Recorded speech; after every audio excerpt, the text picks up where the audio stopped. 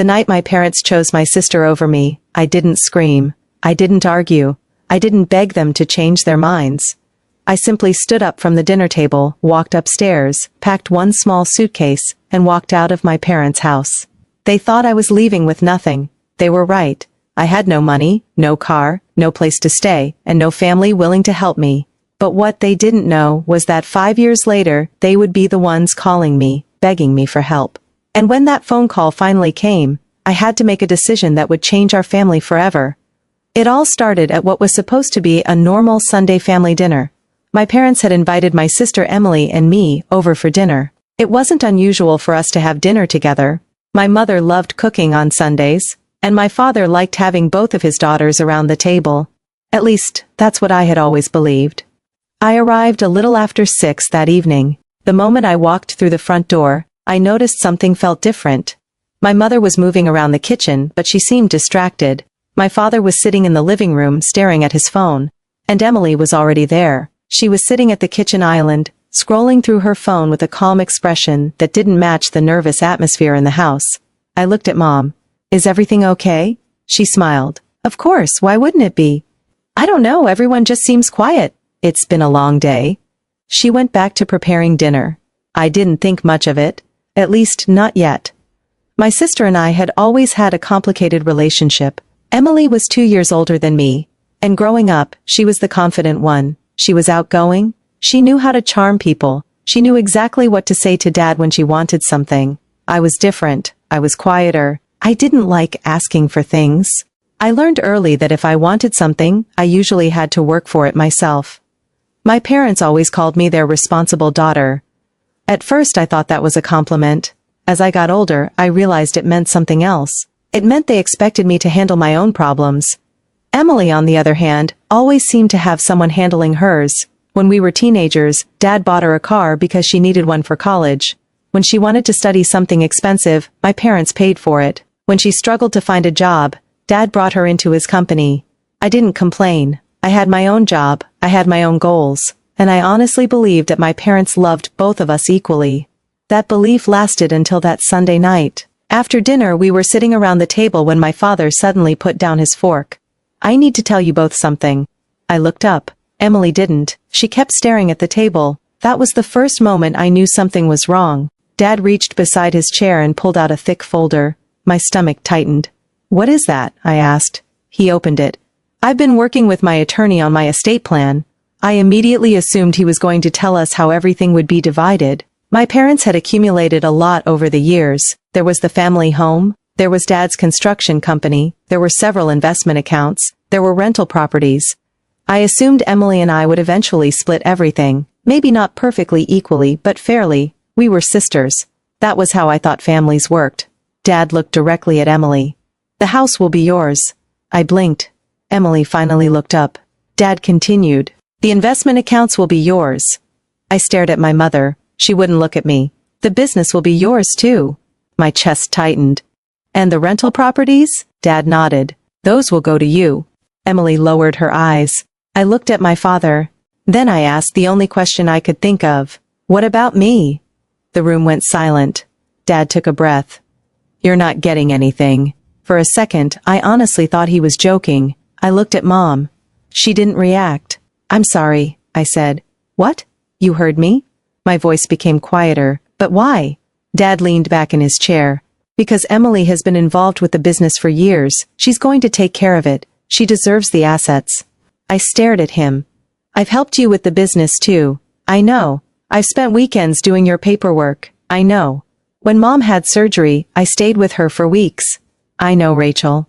"Then why am I getting nothing?" Dad sighed. "Because you don't need us." I couldn't believe what I was hearing. "So that's my punishment?" "It's not a punishment. It sounds like one. You have a career, you have your own life. You're independent." I looked at my mother. "Do you agree with this?" She finally looked at me. Her eyes were wet. "Your father believes this is the best decision." That answer hurt more than anything. I looked at Emily. She was silent. "You knew about this?" She hesitated, then she nodded. "When?" "Dad told me yesterday." I stared at her. "You knew yesterday?" I didn't know what to say. "You could have told me." I was scared. I almost laughed. "Scared of what?" She didn't answer. Then she said, "I didn't ask for everything." But there was a small smile on her face. And that smile told me more than her words ever could. She might not have asked for it, but she wasn't giving it back. Something inside me went completely numb. I suddenly understood that this wasn't about money. It was about being chosen. My parents had chosen her. They had decided that she was the daughter who deserved their home, their business, their properties, and their future. And I was the daughter who was expected to understand. I pushed my chair back. Mom looked up. "Rachel? I need to leave." Dad frowned. "Where are you going?" "Home." He stared at me. "This is your home." I looked around the dining room, the family photos, the old furniture, the walls covered with memories. Then I looked at him. "No," I said quietly. "It used to be." Nobody said anything. I walked upstairs. I entered my old bedroom and closed the door. For several minutes I just stood there. I didn't cry. I didn't scream. I didn't throw anything. I opened my closet and pulled out a small suitcase. I packed some clothes, my laptop, my charger, my passport, a few personal things. I left most of my belongings behind. I didn't care. I just wanted to leave. When I came downstairs, everyone was still in the dining room. Dad was sitting in the same chair. Mom was standing near the kitchen. Emily was looking at her phone. I picked up my suitcase. Nobody stopped me. Nobody asked where I was going. Nobody asked whether I had money. Nobody asked where I would sleep. That was the part I would remember for years. I opened the front door. Mom finally spoke. "Rachel, don't make this dramatic." I stopped. I turned around. "I'm not making anything dramatic." I looked at her. "You just told me I don't belong here." Her face changed. I continued, "So I'm leaving." Dad said nothing. Emily said nothing. I walked outside. It was almost 11 at night. The street was quiet. The air was cold. I put my suitcase into my car and sat behind the wheel. I didn't start the engine immediately. I stared at the house. The lights were still on. I waited. A part of me expected Dad to walk outside. Another part expected Mom to come running down the driveway. Maybe Emily would finally say she was sorry. Nobody came. So I started the car and drove away. That was the last time I saw my parents' house as my home. I had nowhere to go. My apartment lease had ended recently, and I had been planning to move into another apartment within a few weeks. I had enough money for a deposit. I didn't have enough for an emergency hotel stay. I drove around for hours. Eventually I parked near a 24-hour laundromat. I locked the doors. I leaned the seat back and tried to sleep. I barely slept. Every few minutes I woke up and looked around. The car was cold. My neck hurt. My mind wouldn't stop. I kept hearing my father's voice. "You're not getting anything." By sunrise, my phone battery was almost dead. I checked my bank account. The number on the screen made my stomach turn. I had less money than I thought. I bought the cheapest breakfast I could find and started making phone calls. I needed somewhere to stay. I needed more work. I needed a plan. What I didn't need was my family. At least, that's what I told myself. I found a small restaurant that needed someone for the morning shift. I took the job. I washed dishes, cleaned tables, carried boxes, prepared food. I worked until my feet hurt. Then I went to my regular job. At night, I returned to my car. Sometimes I slept there. Sometimes I paid for the cheapest motel I could find. Sometimes I stayed with acquaintances who didn't know the full truth. I was embarrassed to tell people what had happened. I didn't want anyone to know that my parents had chosen my sister over me. Most of all, I didn't want my parents to know how difficult things had become. I didn't call them. They didn't call me. Days became weeks. Weeks became months. I kept working. One night, after a 12-hour shift, I sat in my car with my laptop open. I was exhausted. My eyes hurt. My hands were sore. I had barely enough money to make it through the week. I stared at my screen and asked myself a question. How long can I keep doing this? The answer was simple. Not forever. I needed something of my own, something that nobody could take away. I thought about everything I had learned while helping Dad's business. Customer service, administration, marketing, scheduling, communication. I realized I knew more than I had given myself credit for. So I started learning. I took online courses. I watched business tutorials. I studied digital marketing. I learned how small businesses found customers. I learned how to build simple websites. I learned how to manage online accounts. I took notes late into the night. Then I started contacting small businesses. I sent emails. I made calls, I walked into local stores. Most people said no, some ignored me, some told me they already had someone. I kept going. Eventually, one small business owner agreed to work with me. My first payment was $300. I stared at the notification on my phone for almost 5 minutes. $300. It wasn't much, but it was mine. I had earned it. Nobody had handed it to me. Nobody had given it to me because I was someone's daughter. I had created something, and someone had decided it was worth paying for. That $300 changed something inside me. I found another client. Then another. I kept working my other jobs while building the business. My days became even longer. But now I had a reason. I wasn't just surviving, I was building. After several months, I had enough money to rent a tiny studio apartment. It wasn't impressive. The kitchen was barely big enough to move around. The furniture was secondhand. The bedroom window faced the side of another building. But when I unlocked the door for the first time, I stood there and smiled. It was mine. Nobody could tell me I didn't deserve to be there. Nobody could take it away because they preferred my sister. That night, I sat on the floor and cried, not because I was sad, because I had survived. I had made it through the worst period of my life without going back, and I knew I wasn't finished. I kept growing the business. One client became 5, 5 became 10, 10 became 20. I reinvested everything. I hired freelancers. I learned how to manage people. I made mistakes. I lost clients. I gained new ones. There were months when I wondered if I had made the wrong decision. But I kept going. 2 years after that family dinner, I finally left my regular job. For the first time, my business was paying all my bills. I sat in my apartment that night and stared at the numbers on my computer. I had done it. I wasn't rich, but I was independent, completely independent. 3 years passed, then 4. My business grew into a real company. I hired employees. We worked with clients across several states. I moved into a beautiful home. I bought a reliable car. I built savings. I started investing. And slowly, I realized something. I wasn't thinking about my family anymore. I wasn't waiting for an apology. I wasn't wondering whether Emily felt guilty. I wasn't imagining what would happen if Dad called. I had moved on. 5 years passed. 5 years since the dinner that had changed my life. 5 years since I had walked out with one small suitcase. By then my life looked nothing like it had that night. I had a successful company, a comfortable home, a team of people who trusted me, friends who had become like family, and something I had never had growing up, peace. Then one Tuesday afternoon my phone rang. I glanced at the screen. Mom. I froze. I hadn't seen her name on my phone in 5 years. For several seconds I simply stared at it. I thought about ignoring the call. I almost did. Then I answered. Hello? There was silence. Then I heard her voice. Rachel. Yes. She was crying. Sweetheart. I sat down. What happened? She took a shaky breath. Your father lost the business. I didn't say anything. She continued. We lost the properties. My heart started beating faster. What about the house? Silence. Then she whispered, we're going to lose that too. I closed my eyes. The same house, the same business, the same properties my father had given to Emily. Everything they had chosen her for was disappearing. I asked the question I already knew the answer to. What happened? Mom explained that the business had been struggling for years. Emily had taken over more responsibilities. She had made several bad decisions. Money had been borrowed. Investments had failed. Debts had grown. Dad had tried to cover the losses. Then he borrowed against the properties.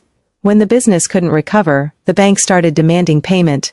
They sold some assets, then more. And now the house was the last major asset left. My mother started crying again. We're about to lose everything. I stared out the window of my office. 5 years ago, they had watched me walk away with one suitcase. They hadn't asked where I would sleep. They hadn't asked if I had enough money. They hadn't cared. But now they were calling me. My mother whispered, please come home. I didn't answer. She continued, we don't know what else to do. I closed my eyes. I remembered that first night. The cold car. The empty bank account. The cheap breakfast. The restaurant. The dishes. The sleepless nights. The tiny apartment. The first $300 payment. Every difficult moment that had led me to where I was now. Then Mom said the words I never thought I would hear. We need you. For 5 years my family had believed I was the daughter who had lost everything. They were wrong. I hadn't lost everything. I had lost them. And somehow losing them had become the beginning of the life I never knew I was capable of building. Now the people who had once told me I deserved nothing were calling because they had nothing left. I looked at the phone in my hand. My mother was still crying. I knew I could help them. That wasn't the question. The question was whether I should. Because 5 years ago when I needed them, they had made their choice. Now they needed me. And before I gave my mother an answer, one question kept running through my mind. If they had refused to help me when I had nothing, did I really owe them anything now that I had everything? I stared at the phone for several seconds. My mother was still crying on the other end. I could hear my father in the background asking whether I was coming for years. I had imagined what it would feel like if they ever needed me. I had imagined feeling satisfied. I had imagined telling them they deserved everything that had happened. But sitting there in my office listening to my mother cry, I didn't feel satisfied. I felt tired of the past, tired of carrying that dinner with me, tired of wondering why I hadn't been enough. So I asked the question I had been avoiding. Where is Emily? My mother went quiet. She isn't here. Why? She left. I frowned. She left. My mother took a shaky breath. She couldn't handle what happened. I leaned back in my chair. What exactly happened? Mom explained everything. The business had started struggling about 3 years earlier. At first, Dad had tried to hide the problems. He didn't want anyone to know that the company was losing money. Emily had been running more of the day-to-day operations by then. She had made several bad decisions. Some investments failed. Several major clients left. There were unpaid bills. Then Emily had started using company money to cover expenses she couldn't afford. When Dad discovered what was happening, he didn't confront her immediately. Instead, he tried to fix it himself. He borrowed money. Then he borrowed more. He used the rental properties as collateral. When that wasn't enough, he borrowed against the house. He believed the business would recover. It didn't. The debt kept growing. Eventually, the bank started demanding repayment. They sold 2 rental properties, then another. The business was eventually shut down, and now the house was at risk. I listened quietly. Then I asked, "How much do you owe?" Mom told me. I didn't respond. The number was enormous. But it wasn't impossible for me. That was the part that frightened me.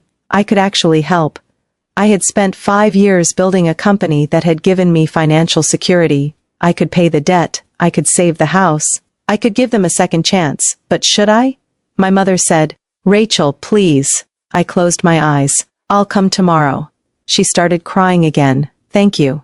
I ended the call. I sat alone in my office for almost an hour. I didn't tell anyone where I was going. I simply went home, packed a bag, and drove back to the town where I had grown up. The entire drive, memories kept coming back. The old neighborhood, my high school, the restaurant where I had worked after leaving home, the streets where I had spent my childhood. Everything looked familiar. But I didn't feel like the same person anymore. When I finally reached my parents' street, I slowed down. The house looked different. The paint was faded. The yard wasn't maintained. There were boxes stacked near the garage. A for sale sign was lying on the ground. I parked outside. For several minutes I couldn't make myself get out. Then I finally opened the door. My mother was waiting. The moment she saw me, her eyes filled with tears. She walked toward me. "Rachel." I didn't know what to do. She hugged me. For a second I stood there stiffly. Then I hugged her back. She pulled away and looked at me. "You look so different." "I am different." She nodded. "I know." My father was sitting in the living room. When he saw me, he stood up. I hadn't seen him in 5 years. The last image I had of him was the man sitting at the dinner table telling me I wasn't getting anything. Now he looked older. His hair was mostly gray. His shoulders seemed heavier. He looked like someone who had finally run out of answers.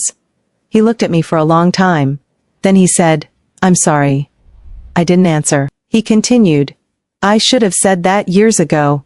I looked at him. "Yes." He swallowed. "I was wrong." I sat down. "You were." He lowered his head. "I thought I was doing what was best for the family." "No." He looked up. "You were doing what you thought was best for Emily." He nodded slowly. "I know. And you made me feel like I wasn't part of the family." "I know. You watched me walk out." His eyes filled with tears. "I know. And you never called." He looked down. I was ashamed. I almost laughed. Ashamed? Yes. You were ashamed after I left? He nodded. I didn't know how to fix what I'd done. I looked at him. You could have started by calling me. He wiped his eyes. You're right. There was a long silence. Then Dad said, I'm proud of you. I didn't know how to respond. You don't get to say that now. I know. You weren't there when I needed you. I know. You don't get to suddenly be proud because I succeeded. He nodded. I understand. I took a deep breath. Tell me everything. And he did. He told me how the business had fallen apart. He told me how he had protected Emily from consequences. He told me how he had borrowed money because he couldn't accept that the company was failing. He admitted that he had made decisions based on pride. And finally, he told me something I didn't expect. Emily knew about the debt. I looked at him. What? She knew. How much did she know? Almost everything. I stared at him. Then why did she leave? Dad looked away. She said she couldn't deal with it. I felt something inside me shift. 5 years earlier, Emily had stayed at the table while I walked away. Now she had walked away when my parents needed her. The difference wasn't lost on me. Where is she? I don't know. I stood up. I want her number. Dad looked surprised. Why? Because she needs to hear something from me. He gave me the number. I stepped outside and called her. She didn't answer. I called again. Still nothing. Finally, I sent her a message. We need to talk. I'm at Mom and Dad's house. 30 minutes later, my phone rang. Emily, I answered. Hello? There was silence. Then she said, Why are you there? Because Mom called me. She started crying. I knew they would. You knew, yes. Then why didn't you come home? I was scared. Of what? Everything. I sat down on the porch. You were given everything, Emily. She was silent. I know. You got the house. I know. The business. I know. The properties. I know. And when everything became difficult, you left. Her voice broke. I didn't know how to fix it. Neither did I. What? When I left, I had nothing. She didn't respond. I didn't know where I was going. I didn't know how I was going to survive. I didn't know how to fix my life. Emily was crying. But I stayed, she whispered. I know. I worked. I know. I built something. I know. And now you need me. There was a long silence. Finally, she said, You don't have to help us. I closed my eyes. I know.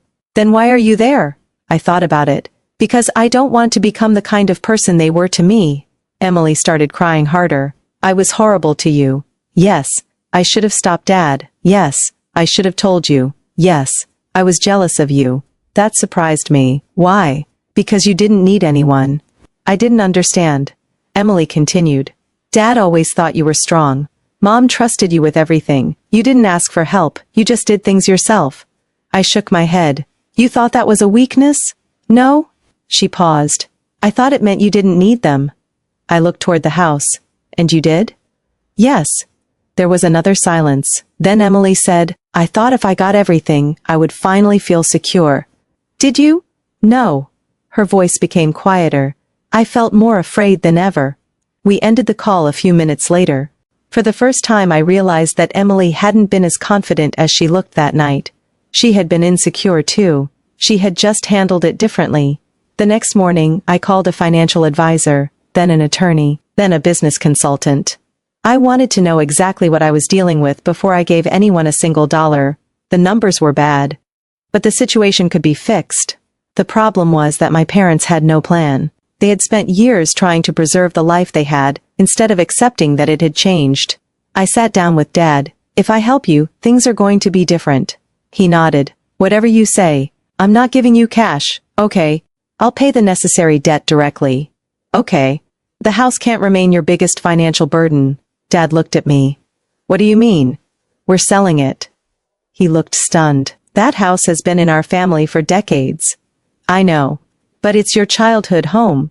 I know. He looked at me. Doesn't that mean anything? I thought about the dinner table. Yes, it does. Then why sell it? Because memories don't pay bills. He went quiet. We'll sell the house, clear the debt, and move you and Mom into something smaller. He nodded slowly. And the business?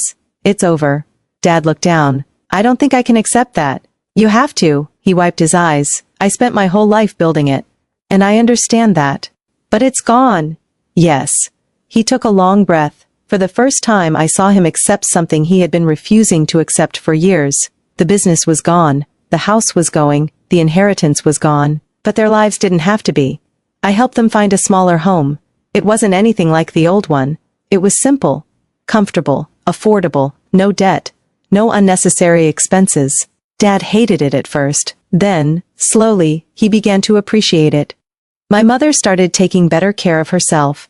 Dad began doing consulting work. Nothing huge, nothing glamorous, just enough to feel useful again. And Emily came back. She didn't move home. She got a small apartment and found a regular job. For the first time in her life she had to support herself.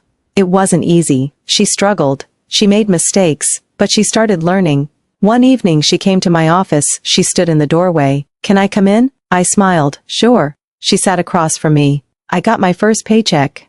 I smiled. "How does it feel?" She laughed. "Terrible." I laughed too. Then she became serious. "It also feels good." I nodded. She looked around my office. "You really built all of this?" "Yes." "From nothing?" "Pretty much." She smiled. "I'm proud of you." I looked at her. "Thank you." She hesitated. "Do you hate me?" I thought about it. "No." "Do you forgive me?" "I don't know." She nodded. "I understand. But I'm trying." She smiled. "That's enough." Months passed. The house was eventually sold. The debt was paid. My parents moved into their smaller home. Emily continued working. And I continued running my company. Our family wasn't suddenly perfect. There were still difficult conversations. There were still painful memories. But something had changed. We were finally talking honestly. 1 year after my mother first called me, Dad invited all of us to dinner. When I walked into the restaurant, I immediately noticed the irony. A family dinner. The thing that had once destroyed our family was now bringing us together again. Mom was already seated. Dad stood when he saw me. Emily was sitting beside him. We ordered dinner. For several minutes nobody said much. Then Dad put his fork down. My heart immediately tightened. For a moment I was back in that old dining room. The folder, the estate plan, the sentence, "You're not getting anything." But this time Dad wasn't holding a folder. He was holding a small envelope. He placed it in front of me. "I want you to have this." I looked at him. "What is it?" "A letter." I opened it. It was handwritten. Dad had written about the night I left. He wrote about every mistake he had made.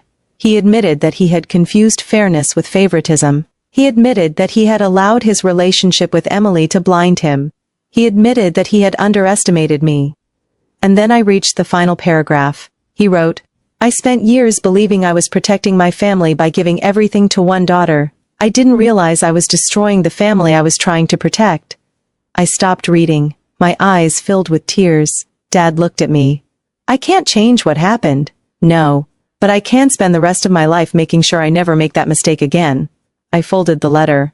"Thank you." Mom reached across the table and took my hand. "I wish I could go back." "So do I." Emily looked at me. "I wish I had stood up that night." I looked at her.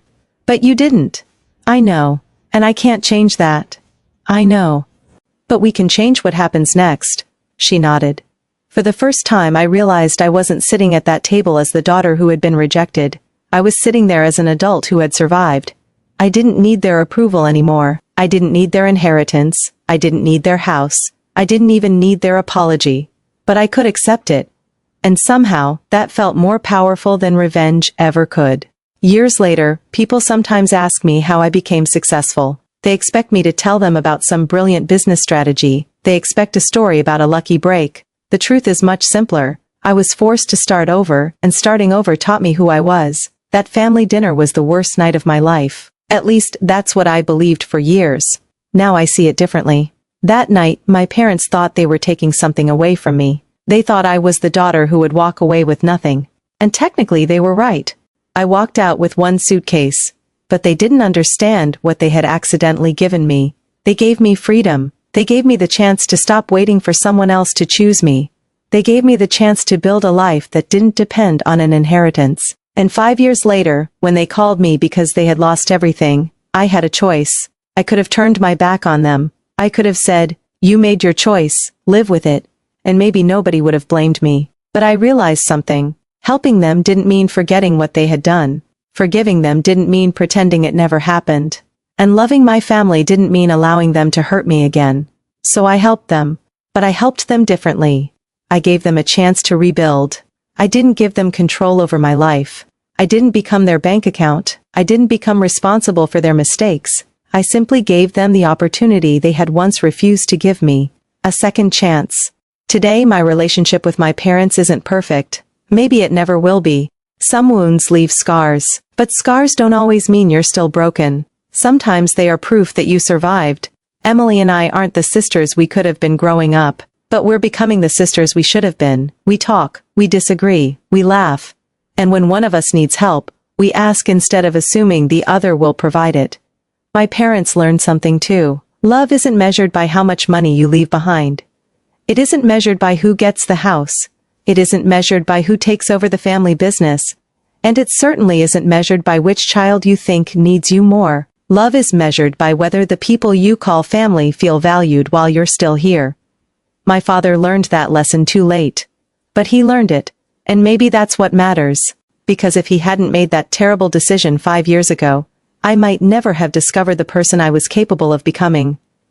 I used to think my parents had stolen my future that night. The truth is, they accidentally pushed me toward it. They gave my sister the inheritance. They gave her the house. They gave her the business. They gave her everything they believed would guarantee her future. And they gave me nothing.